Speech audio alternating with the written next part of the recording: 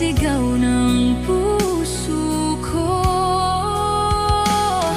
Paano na lang kung ika'y mawala, tuluyang iwanan ng samtulad ko, at papatak ang mga luha nang dahil sa pagli